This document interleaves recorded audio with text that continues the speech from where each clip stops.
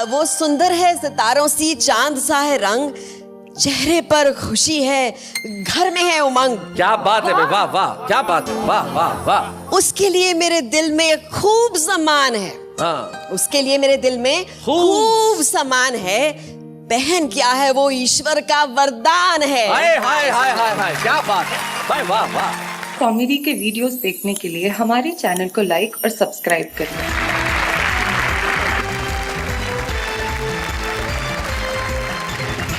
स्वागत है आपका। वाह वाह, क्या बात है। जहाँ हंसी की फुलझड़ियां और व्यंग्य के पटाखे, और इन फुलझड़ियों और पटाखों के बीच में जो ठहाके हैं, धमाके हैं, और जिनके लिए सारा देश कहता है वाह वाह, क्या बात है। इस देश की नई पीढ़ी को अगर ये जानना हो कि व्यंग्य की तमीज क्या होती है, या कविता लिखने के संस्कार क्या होते हैं, या कविता की संस्कृति क्या होती है, उन्हें एक दिन माणिक वर्मा के पास जाना चाहिए, उनसे समय लेना चाहिए और कहना चाहिए कि माणिक जी अपनी कविताएं सुनाएं, ताकि वो समझ सकें कि आखिर व्यंग्य होता क्या है। माणिक वर्मा हमारी उस पीढ़ी के शिखर पुरुष हैं। आइए हम स्वागत करते हैं माणिक वर्मा जी।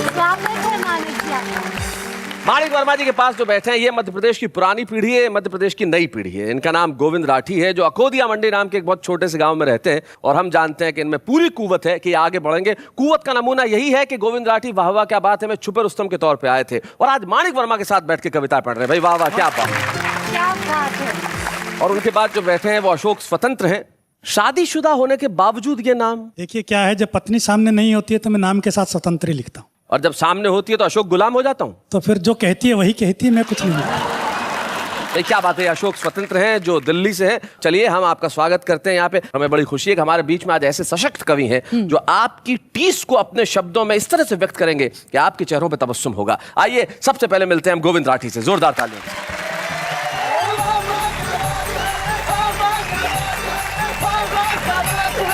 शैलेश भैया, हिंदुस्तान का आदमी है, सुधरने की कोशिश करता नहीं है। अच्छा। लाख समझा लो, सुधरने की कोशिश जब आदमी नहीं करता है तो फिर कविता जन्म लेती है। जी। मेरा एक मित्र लगभग 1 साल बाद मेरे घर की सीढ़ियां चढ़ा। अच्छा। सीढ़ियां चढ़ते ही चक्कर खाकर गिर पड़ा। अच्छा। मैंने धीरे से उसे उठाया, सोफे पर बैठाया, पानी पिलाकर पूछा कैसे आ गए चक्कर। बोला यार राठी जी, अपनी तो जिंदगी में ही लिखे हैं चक्कर पे चक्कर। कभी ये चक्कर तो कभी वो चक्कर, दिन भर में 1500 चक्कर, कभी इसके चक्कर कभी उसके चक्कर, समझ में नहीं आता है किस किस के चक्कर। इस तरह खा रहा हूं चक्कर पे चक्कर, जैसे धरती काट रही हो सूरज के चक्कर। हाय हाय हाय हाय, बहुत अच्छे, बहुत बढ़िया, बहुत बढ़िया। मैंने कहा अबे घन चक्कर, तेरी बात सुन के मुझे आने लगे चक्कर। इन चक्करों की औकात क्या है, सीधे सीधे बता, इतने चक्कर की बात क्या है। अब वो मुद्दे पर आया, धीरे धीरे खुलकर बताया। वो एक लड़की समझ में आ गई थी। हाँ, समझ में आ गई थी। ये भाषा देखो आप, एक लड़की समझ में आ गई। वो एक लड़की समझ में आ गई थी। 3 महीने तक उसके चक्कर काटे। क्या मैंने कहा फिर? बोले लड़की ने हाँ कर दी।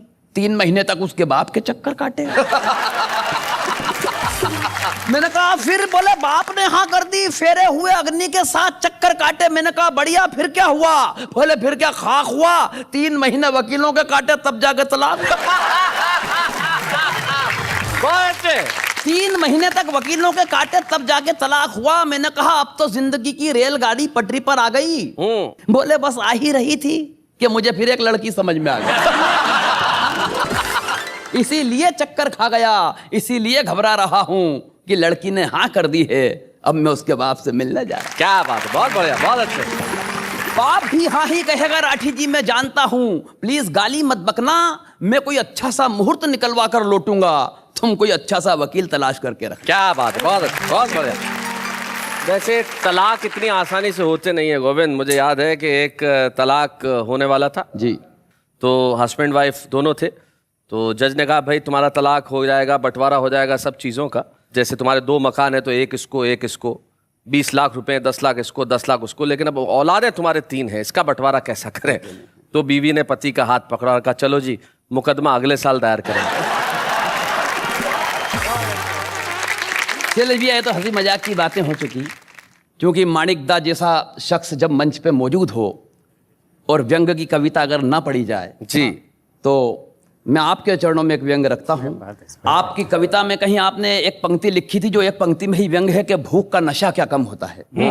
मैंने भूख शीर्षक पे कविता लिखी है जी। कि एक दिन एक वाकया मेरा दिमाग खराब कर गया। अखबार में खबर थी, दिल्ली शहर में एक नेता भूख से मर गया। मैंने मित्र से कहा यार इस नेता की जायदाद का ब्यौरा तो अभी अखबार में छपा था कि स्विस बैंक में इसका अरबों खरबों जमा था। सुबह के नाश्ते में सड़कों को खाता था। आहा, सीमेंट के पुल तो कच्चा चबाता था। क्या बात है। बहुत बढ़िया। सुबह के नाश्ते में सड़कों को खाता था, सीमेंट के पुल तो कच्चा चबाता था। अभी अभी जिंदगी में उजाला किया था, कोयले की दलाली में मुंह काला किया था। वाह वाह वाह वाह, बहुत अच्छे, बहुत बढ़िया। हथियारों की दलाली में रुपए कमाए थे, एक एक वोट के लाखों चुकाए थे। कहते हैं इसके पास 8-8 बंगलों की चाबियां थी। जितने बच्चे नहीं थे भाई साहब के, उससे ज्यादा तो भाभियां थी। जितने बच्चे नहीं थे भाई साहब के, उससे ज्यादा तो भाभियां थी। कहीं भी पनाह पा लेता, भूखा था तो कुछ खा लेता, मगर जहां से गुजर गया कमबख्त भूखा ही मर गया। भला विश्वास करने योग्य है ये बात? नहीं नहीं दोस्त, इसे हुआ होगा हृदयघात। क्या बात? या हो सकता है किसी और वजह से यह घटना घटी हो। इसने दारू ज्यादा पी ली हो और इसके दिमाग की नस फटी हो। मित्र बोला, नहीं राठी भाई, इतनी जल्दी जल्दी मत सोचो, अचानक किसी निर्णय पर मत पहुंचो, क्योंकि ऐसी घटनाओं का विश्लेषण बहुत मुश्किल होता है। अरे हृदयघात तो उन्हें होता है दोस्त जिनके अंदर दिल होता है। क्या बात है, वाह वाह वाह, बहुत। हृदयघात तो उन्हें होता है दोस्त जिनके अंदर दिल होता है। तुम तो एक चिंतनशील कर्मकार हो, तुम तो कम से कम मत ऐसे सवाल करो। अरे दिमाग की नस भी तभी फटती है प्यारे जब उसका इस्तेमाल करो। वाह वाह वाह, बहुत अच्छे। यानी इसे न हृदयघात हुआ, ना इसके दिमाग की नस फट पड़ी थी। ये कमबख्त तो भूख से इसलिए चला गया क्योंकि इसकी भूख बहुत बड़ी थी। वाह वाह वाह, बहुत अच्छे, बहुत बढ़िया। यानी आदमी की भूख का कद जब आदमी के जमीर के कद से बड़ा हो जाता है, मेरे भाई, वो कितना भी माहिर हो, काल उसे पल भर में निगल जाता है। आहा, मैं तो इन भ्रष्टाचारी नेताओं से यही कहूंगा कि सोने की अंगूठी में जड़े हुए पत्थर के नगीनों, सोने की अंगूठी में जड़े हुए पत्थर के नगीनों, भूख से मरना तो हम गरीबों का जन्म सिद्ध अधिकार है। हमसे कम से कम ये अधिकार तो मत छीनो। वाह वाह वाह, बहुत।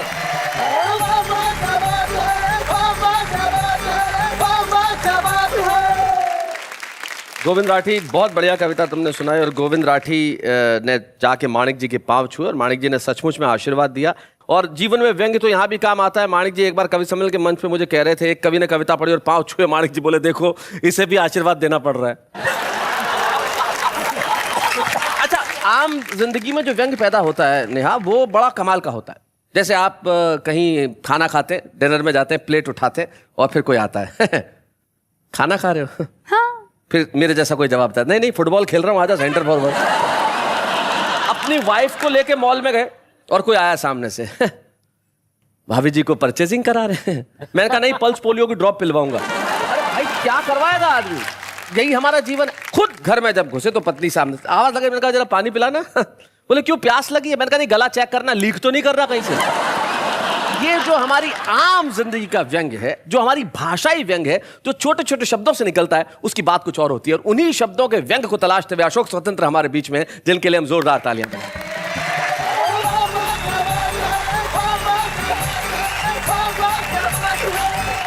अभी गोविंद जी ने माणिक जी के पांव छुए। ये प्रथा धीरे धीरे लुप्त होती जा रही है।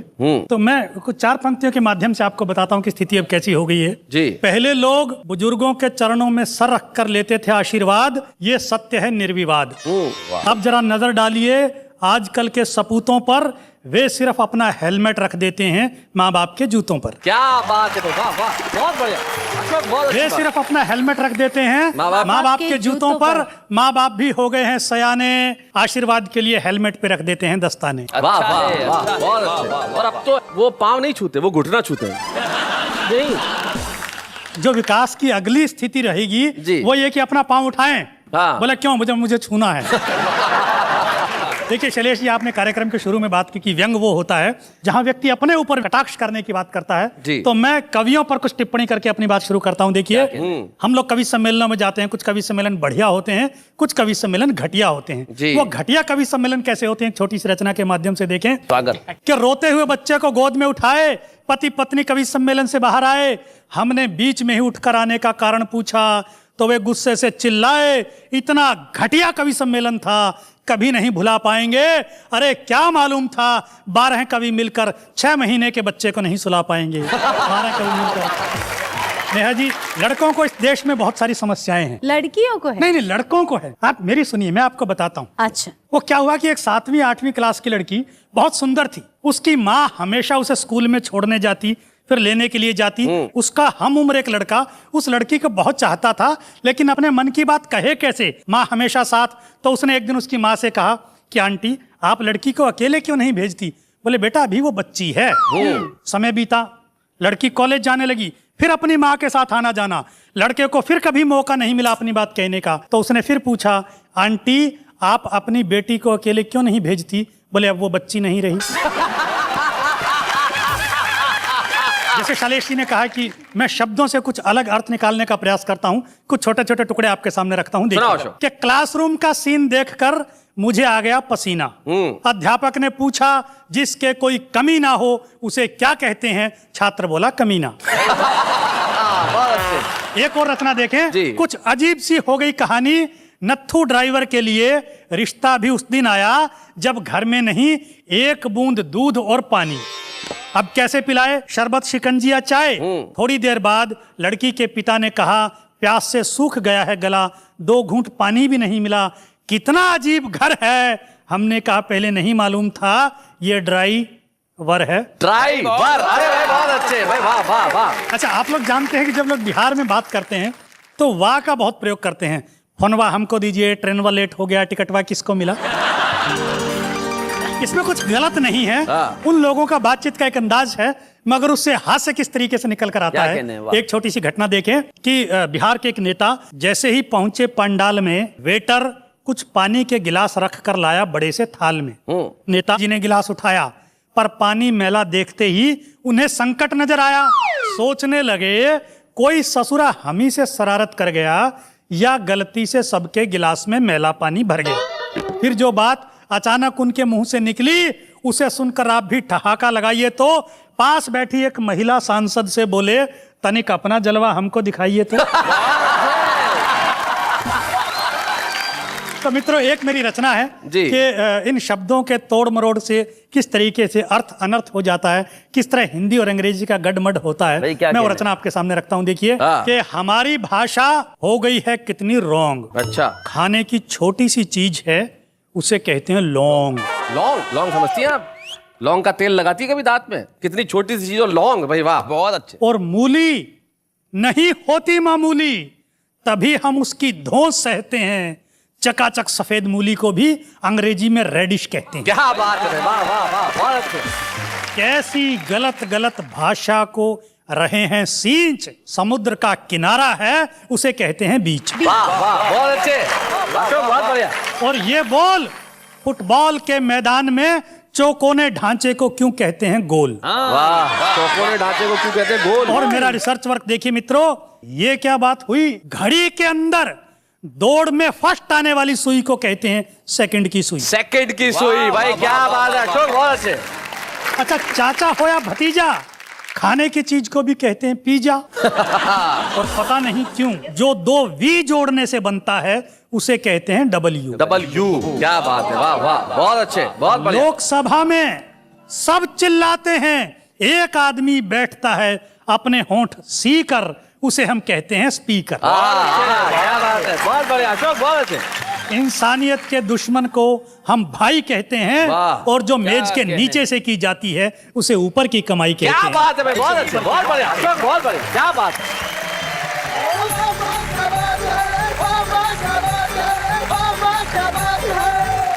भाई अशोक बहुत बढ़िया। ये जो भाषा की बारीकी तुमने पकड़ी है सचमुच कमाल की, और हमें पता ही नहीं चलता हम ऐसा बोलते है ना? जैसे हमारे दोस्त जो मिलते हैं सुबह ही सुबह, वो कहते हैं मैं सुबह ही सुबह मॉर्निंग वॉक पे जाता हूँ और वहां ठंडा कोल्ड ड्रिंक पीता हूँ। एक सड़क पे मैं जा रहा था तो वहां पे एक बोर्ड लगा हुआ था, बाएं हाथ से चलिए।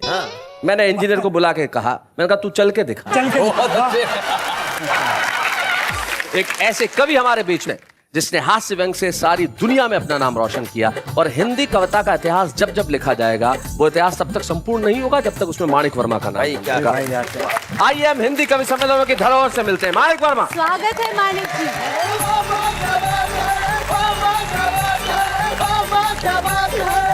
यहाँ जितने विद्वान श्रोता बैठे हैं उन सबको मेरा प्रणाम। भाई शैलेश जी को विशेष प्रणाम।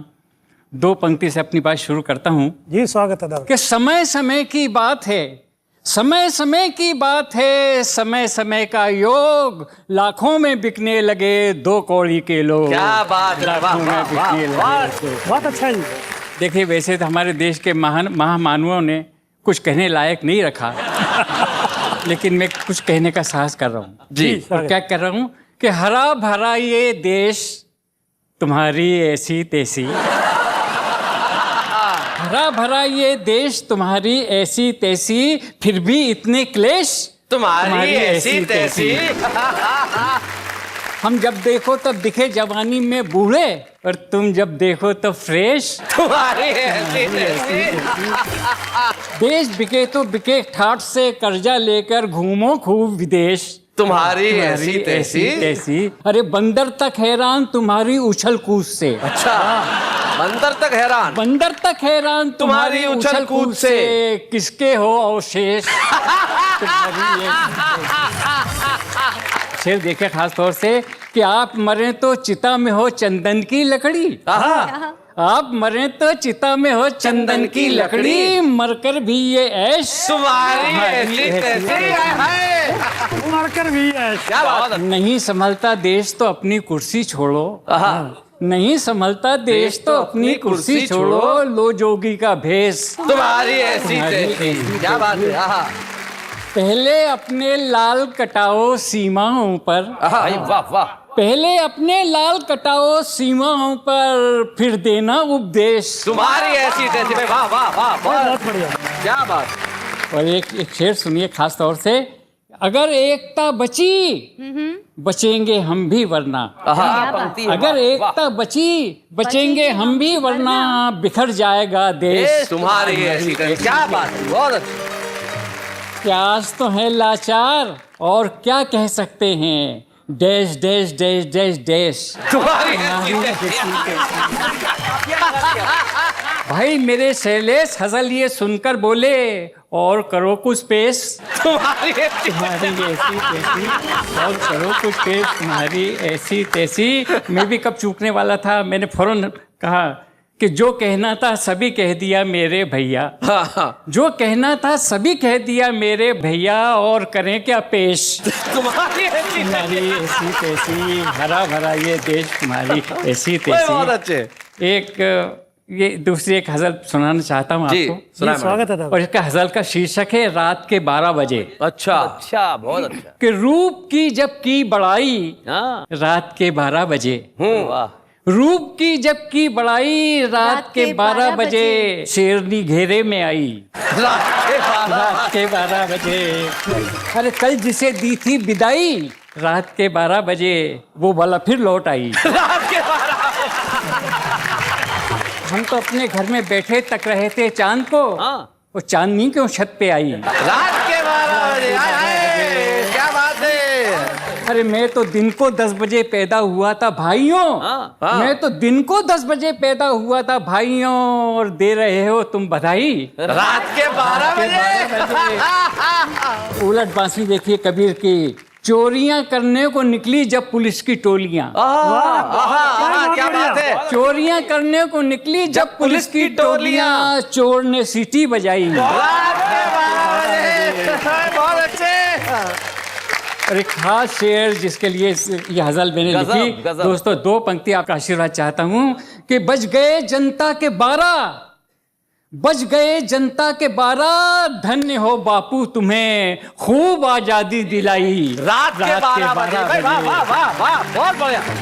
तो शेर समर्पित कर रहा हूं। अरे वाह वाह। तब हुआ एहसास मुझको हो गई बेटी जवान, तब हुआ एहसास मुझको हो गई बेटी जवान, कंकरी जब घर पे आई रात के 12 बजे, कंकरी जब घर पे आई। एक बड़ी सहज हास्य की कविता पढ़ने जा रहा हूँ जी। कविता का शीर्षक है गधों का खुला अधिवेशन। ओहो, गधों का खुला अधिवेशन। वाह वाह। हाँ, कि जून का महीना, गर्मी के दिन, स्कूल के बाड़े में चपरासी सो रहा था और गधों का खुला अधिवेशन हो रहा था। अधिवेशन उद्देश्य की तरफ बढ़ रहा था, और एक गधा प्रस्ताव पढ़ रहा था। अच्छा, मैं कविता पढ़ रहा हूँ। एक गधा प्रस्ताव पढ़ रहा था, भाइयों समिति का सुझाव है अपना नाम बदला जाए, गधे के बजाय कुछ और रखा जाए। अच्छा। जब से एक आदमी ने दूसरे से गधा कहा, हमें अपने नाम में कोई आकर्षण नहीं रहा। अच्छा, क्या बात है, बहुत अच्छे। बहुत बढ़िया। क्या रे आदमी आदमी पर लदा है, समझ में नहीं आता यार कि हम गधे हैं कि वो गधा है। हाय हाय हाय हाय हाय, बहुत अच्छे। किसी नाम के कारण हम चले गए, हमारे सारे गुण आदमी के पास चले गए। अच्छा, बहुत अच्छे। हमारी जो दशा भाइयों कल थी वही आज है, और पूरी दुनिया में गधों का राज है, पूरी दुनिया में गधों का राज है। वाह वाह वाह। कविता देखिए, आप इससे क्या रखे आशा, समानता की परिभाषा। अरे ये आदमी होकर आदमी का नहीं हुआ तो हमारा क्या होगा? वाह वाह वाह। हमारी समस्याओं को हल क्या देगा? खुद के मसले तो संगीनों में से हल करता है, खून बोता है, युद्ध काटता है, और आदमी का बच्चा गधों को डांटता है। हाय हाय हाय हाय, क्या बात गधों को डांटता है। क्या कहने हैं दादा। प्रस्ताव के समर्थन में गर्दनें हिली, सभापति की आंखों से आंखें मिली, गधे ढेंचू ढेंचू चिल्लाए, मालिक डंडे लेकर आए। दुर्भाग्य जागे, गधे भागे। एक गधा दूसरे से बोला, बंधु हमने पहले कहा था खुला अधिवेशन मत करवाओ, आदमी को सोते से मत जगाओ, अरे खूंटे पे ले जाके आरती उतारेंगे, और आज ये गधे के बच्चे बहुत मारेंगे। क्या बात है, वाह वाह वाह, बहुत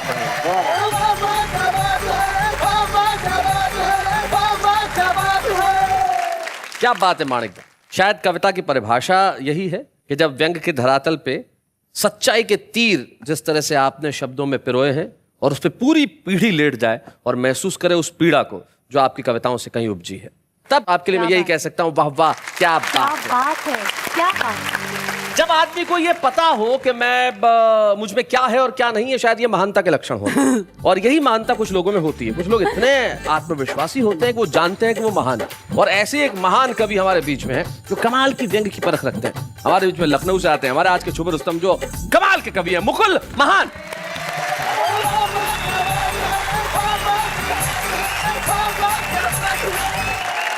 शैलेश जी, मैं लखनऊ से आया हूँ जी, और मुझे नहीं पता था कि मैं कविताएं लिखता हूँ। मुझे घर में ही कंपटीशन मिल रहा है। अच्छा। हुआ यूं कि अभी कुछ दिन पहले मैंने 4 पंक्तियां लिखी नेहा जी पे। अच्छा। कि तुम मधुर संगीत की शहनाई लगती हो, हाय हाय, थैंक यू, देखने में खूब हाई फाई लगती हो, आजकल इस देश में चर्चा तुम्हारी है, देखने में हूबहू महंगाई लगती है। हाय हाय, क्या बात है भाई, बहुत अच्छे, बहुत बढ़िया। अब क्या हुआ, पत्नी ने हमारे कैरेक्टर पर जवाब दिया या हमारी कविता का जवाब दिया। 4 पंक्तियां कहता हूँ कि इतनी पावरफुल आंखें हैं फिर भी साफ नहीं दिखता है। देखो, इतनी पावरफुल आंखें हैं फिर भी साफ नहीं दिखता है, तुम्हें मल्लिका दिख जाती पर जैकी श्राफ नहीं दिखता। मुझे परीक्षाएं भी देनी पड़ती हैं घर में, अजीब अजीब से। 4 पंक्तियां सुनिएगा, एक छोटी सी छड़िका। कि अचानक पत्नी की बुद्धि चकराई, मेरी जनरल नॉलेज टेस्ट करने पर उतर आई। बोली, आप लंबे लंबे उड़ाते हैं, बताइए हिंदुस्तान में पति परमेश्वर क्यों कहे जाते हैं? परमेश्वर क्यों कहे जाते हैं? बताइए। क्योंकि शादी करने के बाद पति मुसीबत बाहुल्य क्षेत्र में पड़ा रहता है। मुसीबत बाहुल्य क्षेत्र में, और उसे बचाने के लिए परमेश्वर जिंदगी भर उसके साथ खड़ा रहता है। बहुत अच्छे, बहुत बढ़िया। अब देखिए, एक हमने कल्पना की है, कल्पना क्या साकार भी कल्पना हो चुकी है। आप सब लोग देखते हो, दूल्हे बिक रहे हैं। अच्छा। बाजार लगी हुई है, दूल्हों के बाजार में दूल्हे बिक रहे थे। हाँ। चपरासी से अफसर तक बिकाऊ दिख रहे थे। अच्छा है कि एक दूल्हे का बाप चिल्ला रहा था। अच्छा। दोनों हाथों से बुला रहा था, आइए आइए 3 फुट 2 इंच दूल्हा ले जाइए। 3 फुट 2 इंच। मैंने पूछा कितने में दोगे? बोला कितने लोगे? कितने लोगे? अच्छा। मैंने कहा 1 चाहिए, लेकिन वाजिब दाम बताइए जी। बोला बोहनी का टाइम था तो कम बताया है, वरना कल 2.5 फुट का 5.5 लाख पाया। अच्छा, बहुत अच्छे। मैं आगे बढ़ा, एक और दूल्हा मेरी नजर में चढ़ा। मैंने पूछा क्यों भाई, अकेले ही आए? पिताजी को नहीं लाए? अच्छा। बोला आए थे, अभी अभी बिके हैं। अभी अभी बिके। बहुत अच्छे, बहुत बढ़िया। आप काफी लेट हो चुके हैं, वैसे बगल में देख लें काफी स्टॉक है। अच्छा। हर वैरायटी का बाप है। हर वैरायटी का बाप है, बहुत बढ़िया, बहुत अच्छे मुकुल। अगली वैरायटी। मैं आगे बढ़ा, एक साइन बोर्ड पढ़ा, लिखा था दूल्हों की लूट, 31 तारीख तक 10% छूट। अच्छा। दुकानदार ने एक डॉक्टर दिखाया, रेट 25 लाख बताया, उस पर 4% वैट, 12% सर्विस टैक्स। अच्छा। हमने कहा भैया रिलैक्स। हाँ। दुकानदार बोला भाई साहब अभी अभी बजट आया है, सरकार ने दूल्हे को लग्जरी आइटम बताया। लग्जरी आइटम बताया है, बहुत अच्छे। वैसे चिंता मत कीजिए, आपको सस्ता चाहिए सस्ता लीजिए। अरे मुन्ना जरा वो पैकेट उठाओ, साहब को डॉक्टर महंगा है, इन्हें छेदीलाल कंपाउंडर दिखाओ। छेदीलाल कंपाउंडर दिखाओ। मैं आगे बढ़ा, सामने देखा काफी हुजूम था, शायद दूल्हों का सबसे बड़ा शोरूम था। मैंने एक साहब से पूछा क्या बिक रहा है? बोले पढ़े लिखे हो, साइन बोर्ड नहीं दिख रहा है? अरे साफ साफ लिखा है भाईजान, सरकारी सस्ते दूल्हे की दुकान। सरकारी सस्ते दूल्हे की दुकान, बहुत बढ़िया। बोला दूल्हे बुक हो रहे हैं, राशन कार्ड पर दे रहे हैं। राशन कार्ड पर दे रहे हैं, बहुत अच्छे। मैंने पूछा कब तक नंबर आएगा, क्या दूल्हा आज ही मिल जाएगा? बोला नहीं, पर्ची कटाइए, दूल्हा 3 दिन बाद गोदाम से उठाइए। बहुत बढ़िया, बहुत अच्छे। मैं आगे बढ़ा, देखा एक दुकान खाली पड़ी थी, एक उदास महिला चुपचाप खड़ी थी। अच्छा। मैंने महिला से पूछा आप किस वैरायटी के दूल्हे बेचती हैं? महिला ने एक संदूक खोला, अंदर से कवि निकला और बोला, वो कवि मैं भी हो सकता हूँ, आप भी हो सकता, कवि हृदय चाहिए। अंदर से कवि निकला और बोला कि मैं मुफ्त में मिल जाऊंगा, एकता, अखंडता और देश प्रेम की हजारों कविताएं सुनाऊंगा, पर माफ कीजिए मैं कोई उस तरह का डॉक्टर नहीं जो बिक जाऊं, सांसों की कीमत पैसों में लगाऊं। वाह वाह वाह।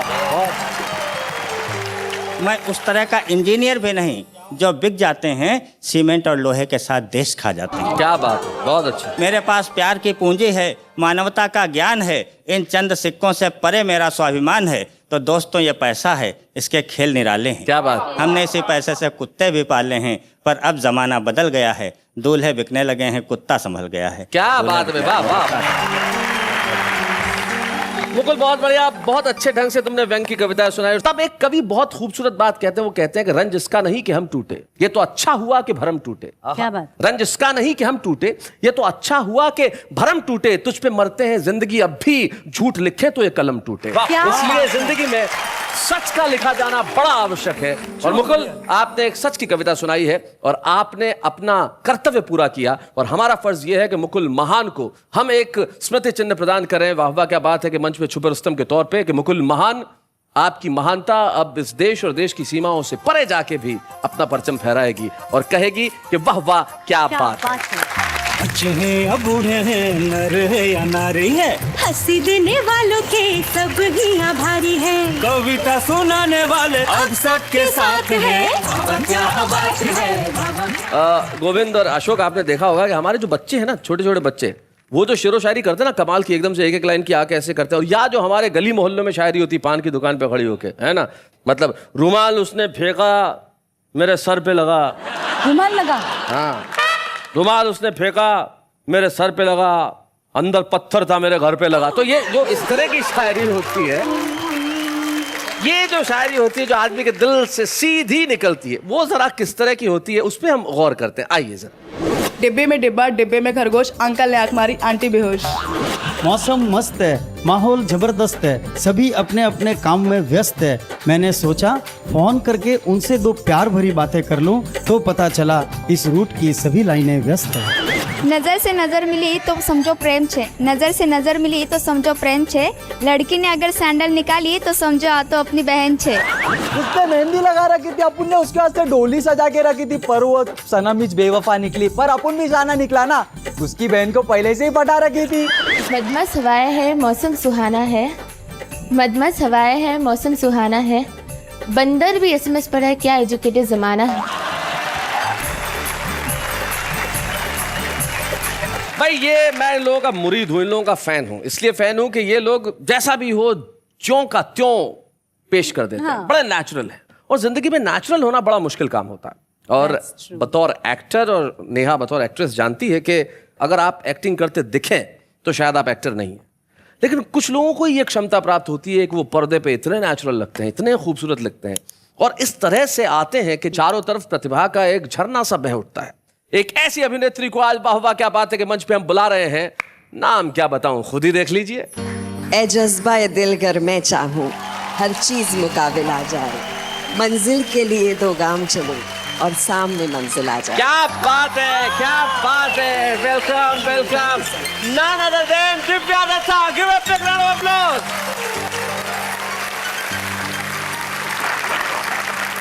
क्या बात है दिव्या, आप और जिस तरह से शेर को पढ़ते हुए यहाँ पे आए, और इससे जाहिर होता है कि कहीं ना कहीं कविता के गुण आपके आसपास हैं।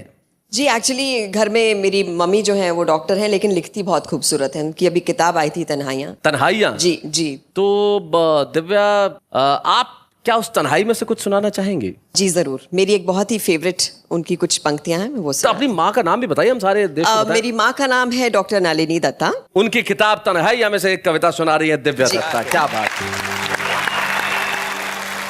मैं सितारों से बातें करती हूँ, मैं अक्सर सितारों से बातें करती हूँ, कभी कभी उनसे पूछ लेती हूँ, क्या तुम्हारी तरह आसमां के अंधेरों में चमक पाऊंगी? जिंदगी की इस शहर में क्या कभी टिमटिमाऊंगी? तभी एक सितारा टूट जाता है, मेरी गुमनामी की तरह किसी अंधेरे में, दूर कहीं दूर खो जाता है। वाह। फिर भी मैं अक्सर सितारों से बातें। हाय हाय, क्या बात है। वाह वाह। अक्सर ऐसा होता है कि इस देश में नेता का बेटा नेता बनता है, अभिनेता का बेटा अभिनेता बनता है, माणिक जी के बेटे खुद कवि हैं, मतलब कवि का बेटा भी कवि बनता है। तो क्या तुम में कविता के गुण नहीं आए अपनी माँ के? नहीं, एक्चुअली मम्मी लिखती हैं और मेरे घर में वैसे ही मेरी बहुत तारीफ हो जाती है। मेरा भाई भी एक्चुअली लिख देता है कभी कभी और मेरी तारीफ कर देता है। सो मेरा घर कंप्लीट है लिखने से, तो मुझे जरूरत नहीं है लिखने की। तुम्हारा भाई लिखता है? हाँ। किस तरह की बातें लिखता है तुम्हारा? सुनाएंगी जरा, याद है कुछ एक दो लाइनें? मैं सुनना है आपको? हाँ हाँ, वो लाइनें सुनाइए जो उसने तुम्हारी तारीफ के लिए लिखी हैं। वो सुंदर है सितारों सी, चांद सा है रंग। अच्छा, आपके लिए ये कहता है? वाह, क्या बात है। वो सुंदर है सितारों सी, चांद सा है रंग, चेहरे पर खुशी है, घर में है उमंग। क्या बात है, वाह वाह, क्या बात है, वाह वाह वाह। उसके लिए मेरे दिल में खूब सम्मान है। हाँ। उसके लिए मेरे दिल में खूब सम्मान है, बहन क्या है वो ईश्वर का वरदान है। हाय हाय हाय हाय हाय, क्या बात है भाई, वाह वाह। ऐसे भाई तो ऐसी कविताएं अपनी बहन पे लिखे, वो तो सबको मिलना चाहिए। लेकिन यार ये दो लाइनें सुना के इतना मजा नहीं आता। काश ये कविता पूरी सुन लेते। राहुल नाम है ना उनका? जी जी, डॉक्टर राहुल दत्ता। बुला सकती हो तुम उन्हें? नहीं, वो एक्चुअली क्या हिप्नोथेरेपी करा बिजी है, तो मैं ही आ गई हूँ। लेकिन दिव्या, अगर प्लीज कॉल करके देखो ना जरा, अगर अपने भाई को अगर आके सुना देते। अरे आप समझ ही नहीं रहे हो, नहीं आ सकता है ना। दिव्या दिव्या, ऐसे नाराज तुम ऐसे हो रही हो जैसे मैंने डिनर पे चलने के लिए बोल दिया। डिनर पे बोलते तो अच्छा होता, भाई को बुलाने का मत बोलिए। वाह वाह, क्या बात है। क्या बात? कोई बात नहीं, दिव्या नहीं चाहती कि उनकी भाई की लिखी हुई अधूरी कविता ये पूरी हो, लेकिन हम चाहते हैं कि दिव्या की तारीफ अधूरी न रहे। जैसे दिव्या, हम एक ऐसे शख्स को जानते हैं, उसने भी तुम पे बहुत अच्छा लिखा है। हाँ। और तुम्हारी तारीफ की है। मेरी तारीफ की? हाँ। I love your show। और मैं चाहता हूं कि मैं उन्हें यहाँ बुलाऊं जी, और कहूं कि तुम्हारी तारीफ में जो लिखा है जी, वो सारे देश को सुनाए, दुनिया को सुनाए। Of course। दिव्या दत्ता की तारीफ में अल्फाज कम हो सकते हैं, कविताएं कम नहीं हो सकती। जरा मिलते हैं उनसे, आइए साहब।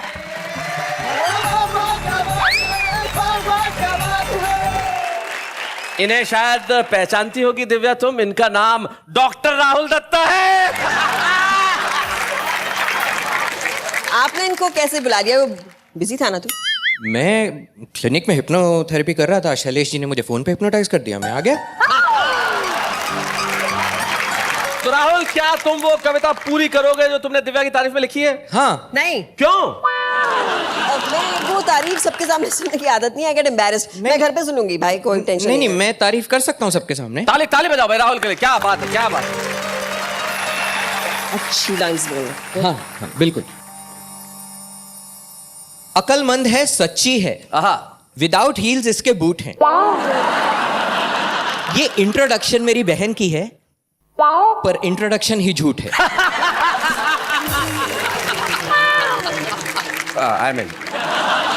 भगवान के ढंग निराले रे, उसे शक्ल अच्छी दी तो अकल नहीं। अब ये तो गॉड और उसकी बात, इसमें अपना कोई दखल नहीं। क्या बात है भाई, वाह वाह वाह। हाँ, एक बात अच्छी है कि टैलेंटेड वो चीज है, पर रियलिटी बयान करूं तो वो मिस 420 है। पर सिस्टर वो मेरी है, मैं बुराई नहीं कर सकता। I am a sweet person जो उसके गुण गाता नहीं थकता। यूं तो मैं बहादुर हूं, पर उसके नाखूनों से डरता हूं। This is the only reason मैं उसकी इतनी इज्जत करता हूं। अकल छोटी, कद छोटा, तू बात तो कोई बड़ी कर। इतने अच्छे लड़के की बहन तू भी रह अच्छी बनकर। ये बात उसे 100 बार कही, पर क्या करें, नादान है। अजी भला हो मुझ पुण्यात्मा का, वो फिर भी मेरी जान है। हाय हाय हाय हाय हाय हाय, क्या बात है। शैलेश जी, ये व्यंग था ना? ये व्यंग था जी, एक्चुअली ऐसा नहीं है। मैंने जो आपको ओरिजिनल पोएट्री सुनाई थी ना, वो original, that was actually his. वो तुम बस ऐसे ही आ गए। राहुल, लेकिन तुमने बहुत बढ़िया ढंग से सुना। डरो मत, आप साथ में है ना मेरे? बिल्कुल, मैं तुम्हारे साथ हूँ। आपका डिनर वैसे कैंसिल है। राहुल, कैसी कविताएं करते हो यार, ये है मतलब ये कोई कविता करने का ढंग है? ये कैसी कैसी कविताएं करते हो? ऐसी कविताएं लिखोगे? इतनी अच्छी लड़की पे ऐसी कविताएं, इतनी टैलेंटेड है, इतनी खूबसूरत है। हाँ नहीं मतलब हद है। हाँ, और हिल विल क्या होता है? हमेशा जो पावर जो होता है ना, वो छोटे पैकेट में ही आता है हमेशा। ये हुई ये बात। क्या मतलब कैसी कविताएं करते हो यार? नाखून वाखून क्या है? देखो कटे हुए, बिल्कुल शेप में कटे हुए नहीं है आपके, क्या भी काम है। मैं बता रहा हूँ, ऐसी कविता नहीं लिखनी चाहिए। राहुल, सॉरी बोलो। सॉरी। डिनर ठीक है ना? नहीं, ठीक नहीं हो गया। आप तो जो होना था। जो सबसे बड़ी चीज राहुल और दिव्या ने हमें यहाँ आके सिखाई है, जिंदगी में व्यंग्य जो है उसमें भी प्यार झलकता है। दिव्या और राहुल जिस तरह भाई बहन एक दूसरे को प्यार करते हैं, हम यही चाहते हैं कि ये प्यार हम सारे देश को बांटें। हम कविताओं से करें प्यार, आप हंसी से करें प्यार। हंसी और खुशी का ये साथ यूं ही चलता रहे और हम मिलकर कहते रहे, वाह वाह क्या बात है।